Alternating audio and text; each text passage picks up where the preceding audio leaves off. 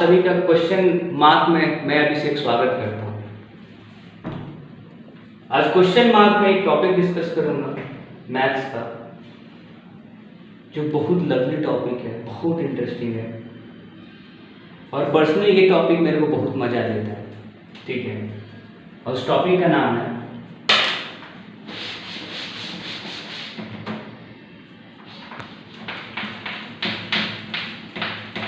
Calculus. Calculus को समझने से पहले इसका हिस्ट्री समझना ज्यादा मजेदार है, उसको समझते हैं।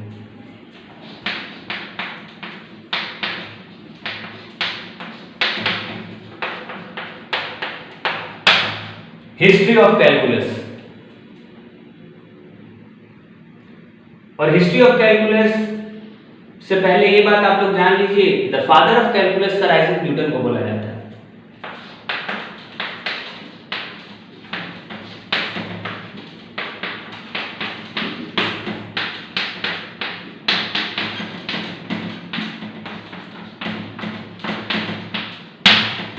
सर आइजैक न्यूटन को फादर ऑफ कैलकुलस बोलते हैं। अब क्वेश्चन है कि कैलकुलस का इन्वेंशन कैसे और कब हुआ। ठीक है,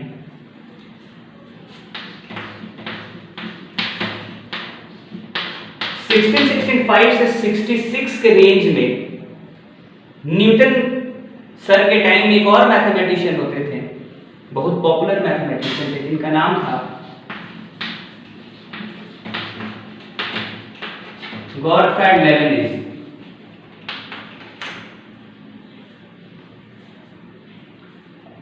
सोलह सौ 65 में इन्होंने एक क्वेश्चन ऑल ओवर वर्ल्ड के जितने भी मैथमेटिशियन थे सभी को भेजा था और 6 महीने का टाइम था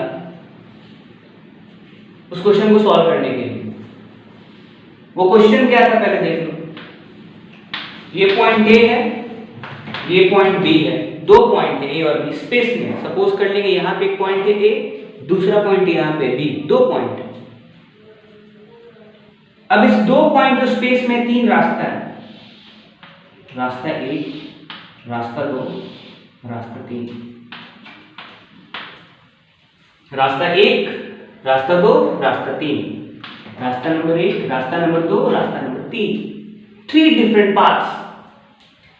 यहां पे एक मार्बल को अगर u वेलोसिटी से इधर भी जाने दें, इधर भी जाने दें और इधर भी जाने दें, तो आउट ऑफ द 3 पाथ सबसे पहले किस पाथ को पकड़ेगा ये मार्बल, तो यहां पहुंच जाएगी। ये क्वेश्चन 1665 के रेंज में लेबनिज ऑल ओवर वर्ल्ड के मैथमेटिशियन को भेजते हैं। ये हिस्ट्री है। तो ऑल ओवर वर्ल्ड के मैथमेटिशियन को मिलता है, तो उसमें एक तो सर आइजैक न्यूटन भी थे। ठीक है, होता क्या है कि इस क्वेश्चन को सॉल्व करने के लिए कितना टाइम था? Around 6 months. ठीक है, कितना मंथ्स? Around 6 month. अब पहले के जमाने में तो अभी के ऐसा बिजी रहने का बहुत सारा सोर्स नहीं था, जैसे फेसबुक हो गया, व्हाट्सएप हो गया, सोशल मीडिया हो गया। लोग अपने रिसर्च में बिजी रहते थे। सर आइजैक न्यूटन रिसर्च में बिजी रहते थे, कुछ काम करते थे, घर आते काम करके। तो इनकी जो भतीजी हुआ करती थी इनको बोलती है कि चाचा जी आपके नाम पे एक लेटर आया है, आप लेटर को देख लीजिए। और उस लेटर को न्यूटन साहब रात को अराउंड 12 बजे खोलते हैं और 12 बजे उस लेटर में एक क्वेश्चन होता है। भेजा गया किसके द्वारा था? लेबनिज सर के द्वारा ऑल ओवर वर्ल्ड के मैथमेटिशियन को भेजा गया था। Newton sir started to solve the question at night 12 and in the morning 4 he discovered the whole calculus। रात को 12 बजे न्यूटन साहब बैठते हैं और सुबह के 4 बजे तक पूरा कैलकुलस को डिस्कवर कर देते हैं, इस क्वेश्चन को सॉल्व कर देते हैं। और ये पेपर को लेबनिज को क्या करते हैं, उसी समय अगले दिन पोस्ट कर देते हैं।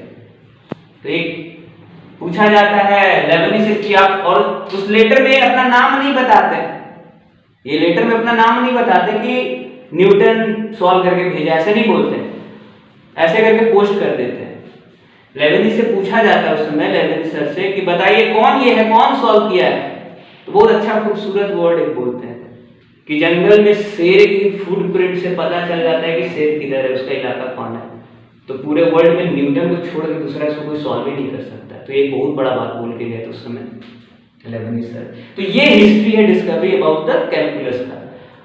इस क्वेश्चन में क्यों होता है आगे 2-4-5 वीडियो के बाद डिस्क्राइब करेंगे। अभी डिस्क्राइब करेंगे तो कुछ और डिस्क्राइब हो जाएगा, करना तो है कैलकुलस हम लोग को, ठीक है। तो ये हिस्ट्री था कैलकुलस का। आगे बढ़ते हैं, इसको स्क्रीनशॉट लेना है, एक बार स्क्रीनशॉट ले लीजिए। तो अभी हम लोग क्या पता कर लिए कि हिस्ट्री ऑफ कैलकुलस क्या है। Excuse me. और हमने ये पता कर लिया कि father of calculus sir Isaac Newton है। और एक बात और जीके के लिए जान लेना है कि जो लेबनिज़ थे वो भी डिस्कवर किए calculus independent of sir Isaac Newton, ठीक है। उन्होंने भी कैलकुलस को लिखा है independent of sir Isaac Newton, लेकिन father of calculus sir Isaac Newton को बोला जाता है, ठीक है। और सर आइजैक न्यूटन के गुरु का नाम था सर आइजैक बैरो।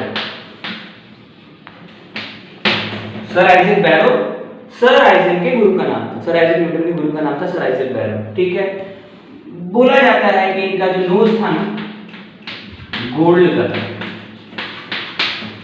ये बस हिस्ट्री है about the discovery of calculus, ठीक। आगे बढ़ते हैं।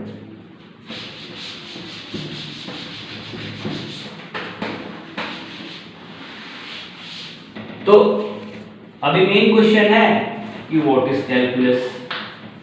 कैलकुलस समझने के लिए पहले व्हाट इज कैलकुलस समझना होगा, और व्हाट इज कैलकुलस हम लोग यहाँ पे समझने का कोशिश करते हैं। What is calculus for me,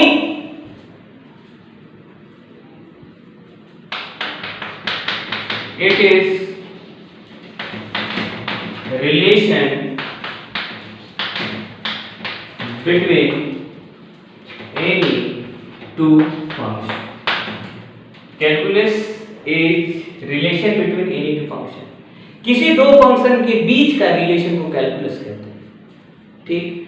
अगर कैलकुलस को अच्छे से समझना है तो रिलेशन क्या होता है, फंक्शन क्या होता है, इसको समझना पड़ेगा पहले कि भाई रिलेशन क्या है, फंक्शन क्या है। जब तक रिलेशन और फंक्शन नहीं समझेंगे तो कैलकुलस को समझेंगे नहीं, ठीक है। तो पहले चलिए हम लोग रिलेशन और फंक्शन समझते हैं।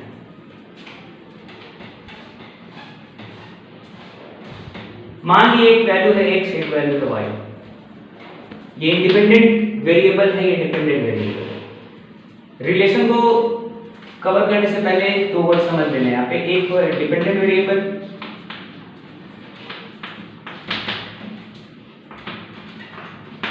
और दूसरा इंडिपेंडेंट वेरिएबल।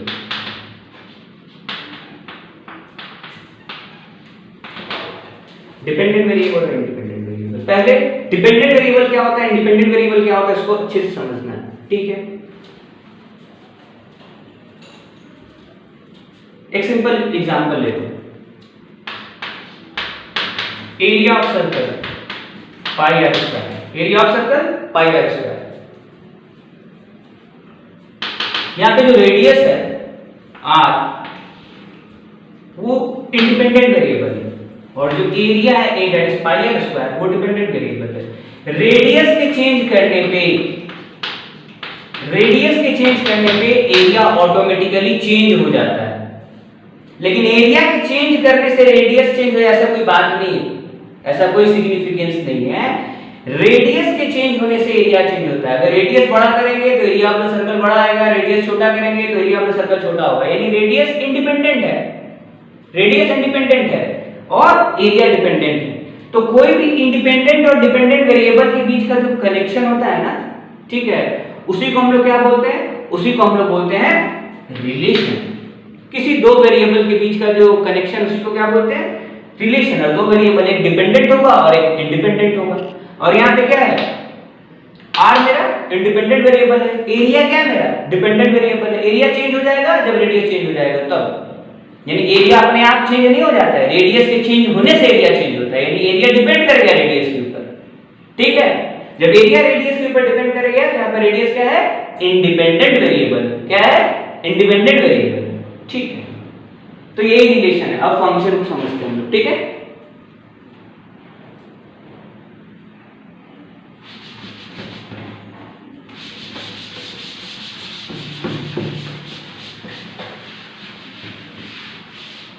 फंक्शन।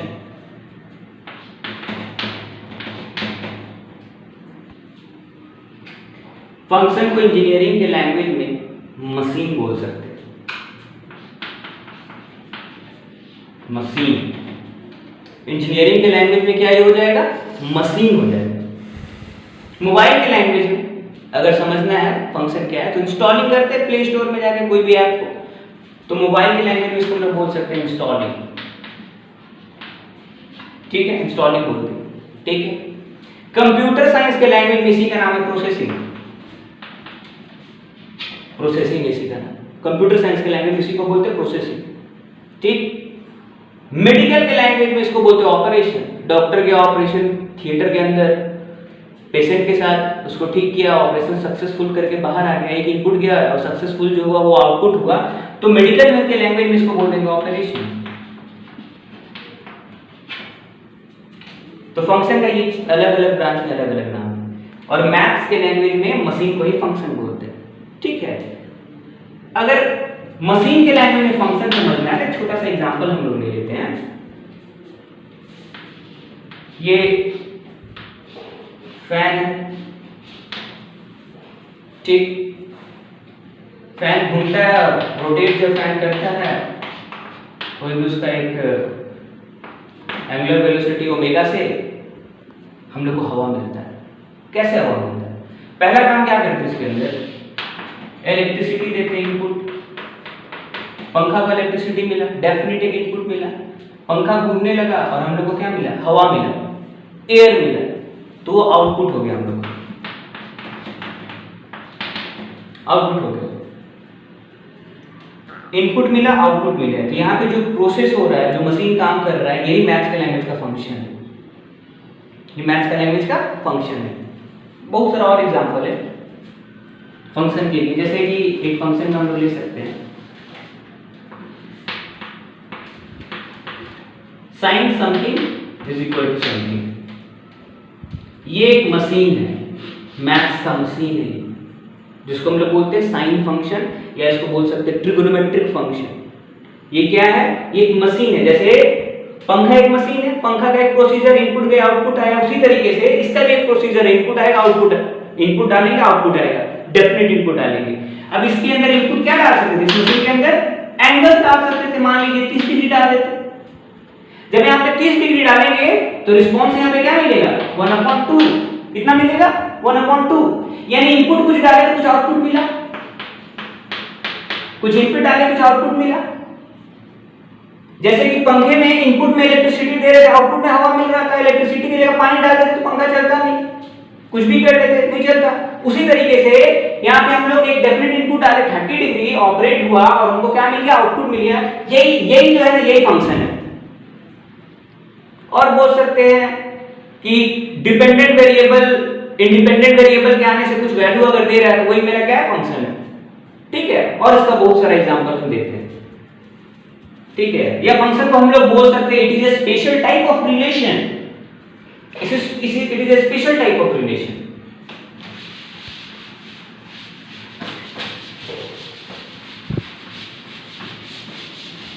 तो फंक्शन क्या है? थोड़ा सा और 2-3 एग्जांपल देखते हैं, फिर दोनों को कनेक्ट करते हैं। एक और एग्जांपल हम लोग ले सकते हैं, जैसे कि volume of a room, length into breadth into height. ये एक फंक्शन है। यहां पे 3 इंडिपेंडेंट वेरिएबल है, एक वेरिएबल, 2 वेरिएबल, 3 वेरिएबल।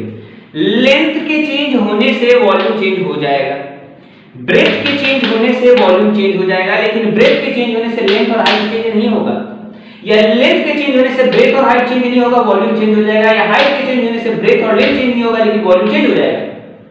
तो ये 3 वैल्यू है यहाँ पे ना, 3 डिफरेंट वैल्यूज है। क्या 3 डिफरेंट वैल्यूज है?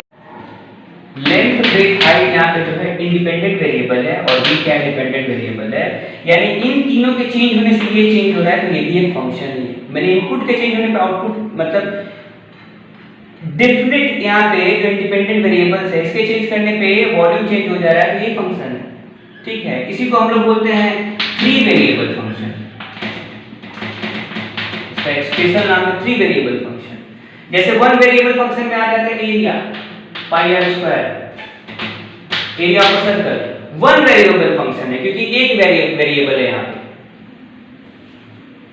और एग्जांपल हो सकता है kinetic energy half m v square. Half m v square में मास वेरिएबल है, वेलोसिटी वेरिएबल है, तो काइनेटिक एनर्जी क्या हुआ, मेरा आउटपुट हुआ। ये मशीन है, मशीन के बारे में हम लोग बात कर रहे हैं, मैथ्स का मशीन हुआ। फिजिक्स में जो ये kinetic energy half m v square, ये भी क्या है, मशीन है। यहाँ पे मास और वेलोसिटी इंडिपेंडेंट है, टू इंडिपेंडेंट वेरिएबल्स हैं यहाँ पे। काइनेटिक एनर्जी तो एक ही आएगा इन दोनों का, जो भी एक चेंज करने पे, इसको बोलेंगे टू वेरिएबल फंक्शन। क्या बोलेंगे इसको, two variable function.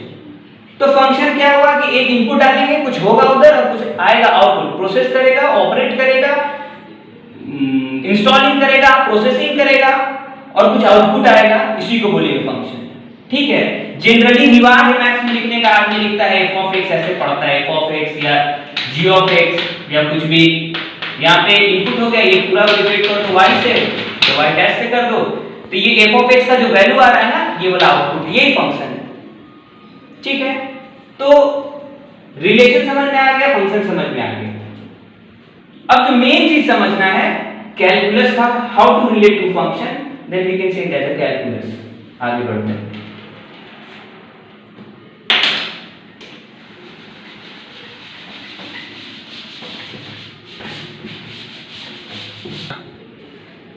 It is a relation between any two function.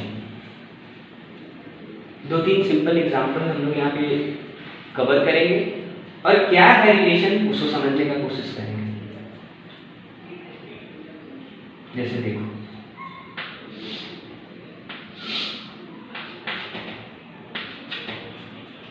एक हम लोग बनाते हैं वेलोसिटी टाइम ग्राफ,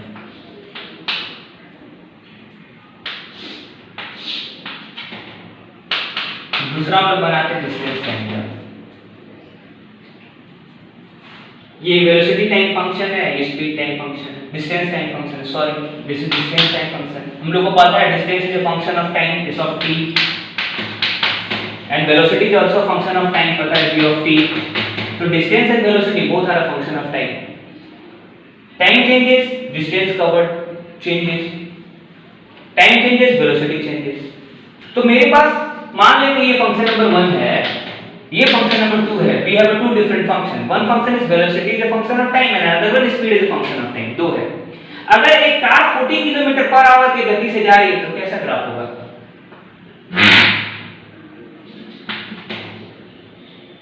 40 की गति से इधर एक कार जा रहा है parallel to time, time axis.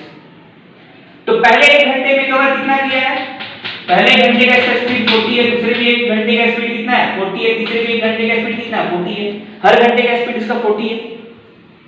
अब इस ग्राफ की मदद से वेलोसिटी टाइम फंक्शन की मदद से अभी हम लोग स्पीड टाइम फंक्शन यहां लिखने का कोशिश करेंगे। टाइम 1 2 3 4, 1 घंटे में कितना किलोमीटर, 40 किलोमीटर।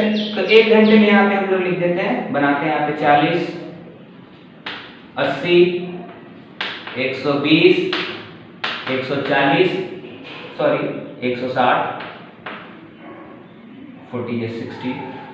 1 आवर में 40 किलोमीटर, दूसरा आवर में 80 किलोमीटर, तीसरा आवर में 120 और चौथा आवर में 160 किलोमीटर। यानी कि पहला फंक्शन को यूज करके, वेलोसिटी टाइम फंक्शन को यूज करके हम लोग यहाँ पे स्पीड टाइम फंक्शन लिख दे रहे हैं, या इस फंक्शन को यूज करके ये फंक्शन लिख दे रहे हैं। तो ये फंक्शन 1 से 2 जाना है या 2 से 1 जाना है, इसी को बोलते हैं कैलकुलस। ये एक से दूसरे के बारे में बताना जो होता है ना, इसी को बोलते हैं कैलकुलस। इसकी मदद से ये बना दिए, इसकी मदद से ये बना दिए, सिंपल अगर समझा जाए तो इसी को क्या बोलते हैं, कैलकुलस। ठीक है। एक और एग्जांपल, जिसको स्क्रीनशॉट लेना है ले ले। एक और एग्जांपल लेते हैं कैलकुलस को समझने के लिए, और वैरायटी ऑफ एग्जांपल्स लेंगे हम लोग, different varieties of examples, different types of function, और दो को आपस में कनेक्ट करने का हम लोग कोशिश करेंगे कि भाई जो कैलकुलस बोलता है अगर कनेक्ट हो गया तो इधर कैलकुलस हो सकता है। ठीक है। कैसे अप्लाई करेंगे, कैसे विजुअलाइज करेंगे। एक फंक्शन है y equal to x square. अब इसके दो चीज हो सकता है, एक चीज तो हम लोग इसका ग्राफ बना के parabola,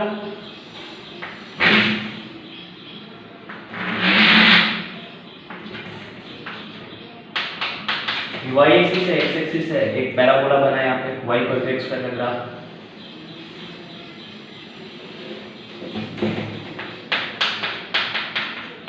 y equal to x square, vertex क्या है 0, 0, कॉनकेव ऑफ। दूसरा ये क्या हो सकता था, एरिया ऑफ स्क्वायर हो सकता था। दूसरा क्या हो सकता था, area of x square, x पकड़े ऑल साइड स्क्वायर का इक्वल होता है और ये एंगल 90 डिग्री होता है, आप सबको ये पता ही है। दूसरा क्या हो सकता है, इसको या तो ये बनाएंगे या ये बनाएंगे। यहां पे एरिया ऑफ स्क्वायर किसका फंक्शन है, area of square is a function of its length. Length के चेंज करने से एरिया चेंज हो जाएगा, एरिया चेंज करने से लेंथ चेंज होता है, ऐसा तो नहीं होता है। एरिया आने का मतलब क्या, लेंथ पहले आ चुका है, यानी लेंथ क्या है यहाँ पे इंडिपेंडेंट वेरिएबल, एरिया क्या है डिपेंडेंट वेरिएबल। एरिया किस पे डिपेंड कर रहा है, लेंथ पे डिपेंड कर रहा है। ठीक है, ये किसका एग्जांपल है, वन वेरिएबल फंक्शन का, एक वेरिएबल है, क्या है वेरिएबल x, इसका एरिया क्या रहा है एक्स स्क्वायर। अगर इसके थ्रू ठीक है, ये इसको पकड़ लेते हैं फंक्शन नंबर 1, ग्राफ सेम है, मैटर सेम है।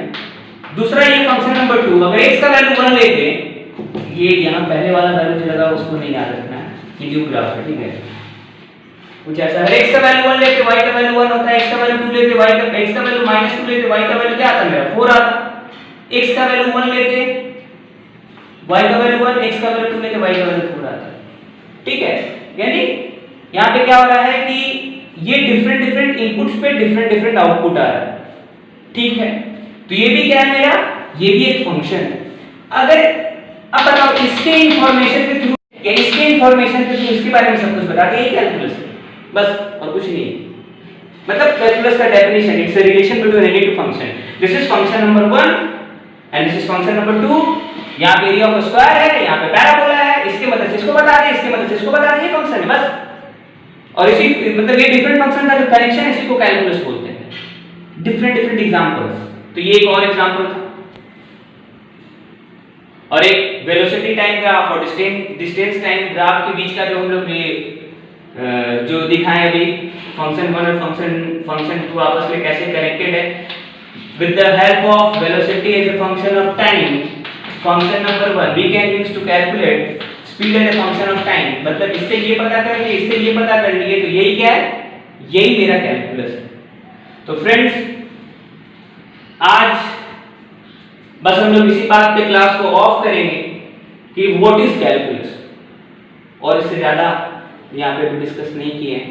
और एक आज जो चीज डिस्कस की उसमें एक छोटा टॉपिक था हिस्ट्री ऑफ कैलकुलस, और हिस्ट्री ऑफ कैलकुलस में वो क्वेश्चन, एक पॉइंट यहाँ ए है, दूसरा पॉइंट यहाँ बी है, 3 डिफरेंट पाथ है, यू वेलोसिटी से छोड़ा जाएगा, तो तीनों में से सबसे पहले किस पाथ से जाएगा। एक रिलेशन क्या होता है, मोटा मोटी जो आइडिया जिससे हम लोग पकड़ में विजुअलाइज कर पाए।